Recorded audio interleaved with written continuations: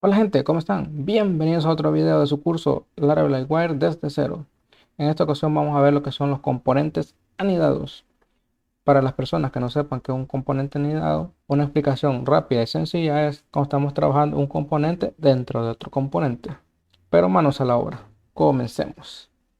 Vamos a crear dos componentes PHP Artisan Make Livewire Parent Component. Ejecutamos. Ya nos creó el parent component y vamos a crear nuestro child component, es decir, nuestro componente hijo. Ahora que ya tenemos creado los dos componentes, nos vamos al proyecto y los tenemos que cargar. Vamos a eliminar esto y lo vamos a cargar el componente con esta sintaxis, livewire parent component. Guardamos, nos vamos a nuestro parent component, y aquí vamos a digitar dentro de un H1 componente padre.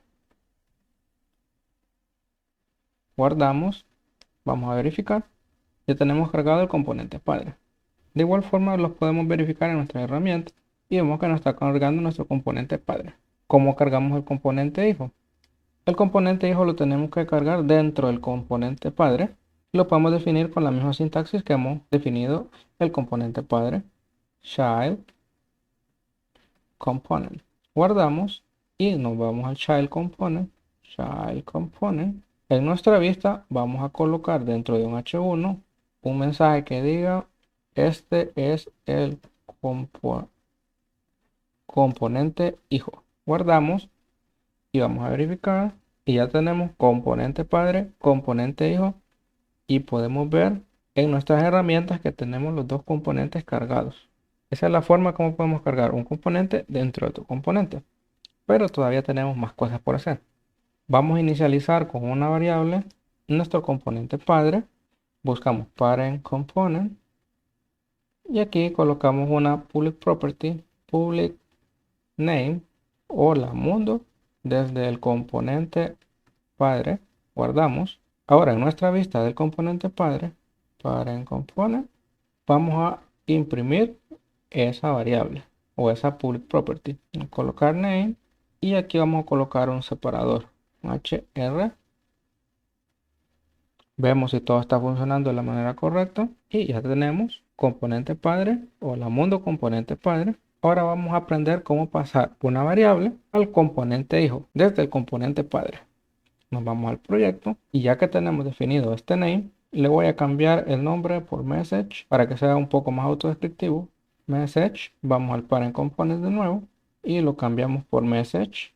Y ahora tenemos que pasar esta variable al componente hijo. ¿Cómo le enviamos esa variable o esa propiedad? Podemos hacer lo siguiente. En el componente hijo colocamos message y a message le vamos a pasar el message que hemos definido acá. Ahora tenemos que irnos en lo que es el componente hijo. Buscamos child component y aquí vamos a estar recibiendo un message. Recuerden, este es el message que vamos a estar recibiendo desde el componente padre. Nos vamos a la vista, child component, estamos en el componente hijo y aquí tenemos que imprimir el valor. ¿Cómo lo vamos a imprimir? Vamos a colocar en medio de un H1, hola, y vamos a imprimir message. Vamos a verificar en el proyecto y aquí podemos ver cómo hemos pasado esta variable hola mundo desde el componente padre y ya la tenemos acá. Y para diferenciarlo le puse el otro hola. De esta manera podemos ver cómo hemos enviado una variable de nuestro componente padre a nuestro componente hijo. Esta es una manera rápida y sencilla de cómo pueden enviar variables, pero vamos a hacerlo un poquito más compleja. Regresamos a nuestro proyecto y nos vamos al componente padre. Parent component. Aquí voy a definir un public employees. Previamente yo he creado una tabla de empleados y he creado 5 empleados aleatorios, pero solo con el nombre, para que hagamos la prueba. Ahora vamos a definir el public function, mount, y dentro de mount podemos inicializar lo que son los empleados. These employees, vamos a colocar employee, el modelo, all. Ahora guardamos y ya debería tener inicializado lo que son los empleados. Vamos a verificarlo. Parent component y ya tengo lo que son los empleados. Ahora vamos a pasar esos empleados a lo que es el componente hijo. Vamos a limpiar un poco Vamos a la vista del parent component, vamos a borrar este message y aquí lo que vamos a hacer es un for each, la variable, ¿cuál variable? La variable de empleados, as employee,